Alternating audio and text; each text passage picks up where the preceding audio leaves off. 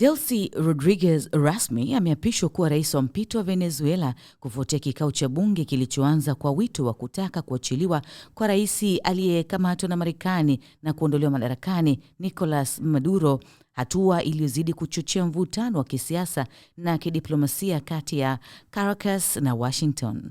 Rodriguez mwenye umri wa miaka 56 na aliyekuwa makamu wa rais wa Venezuela tangu mwaka 2018 amesema ameumizwa na kile alichokiita kutekwa nyara kwa Nicolas Maduro na mkewe Cecilia Flores waliokamatwa na vikosi vya Marekani katika uvamizi wa siku ya Jumamosi. Ameeleza kuwa tukio hilo ni ukiukwaji mkubwa wa uhuru na mamlaka ya taifa la Venezuela. Kauli hiyo imekuja muda tu baada ya matukio ya kushangaza ndani ya chumba cha mahakama huko jijini New York siku ya jana, ambako Maduro alisisitiza kuwa bado yeye ni rais halali wa Venezuela, huku akikana mashtaka yote yanayomkabili ya ulanguzi wa dawa za kulevya na ugaidi ambayo yamefunguliwa na Marekani. Lakini hivi sasa tayari wamemwapisha rais wa mpito ambaye ni Delcy Rodriguez, aliyekuwa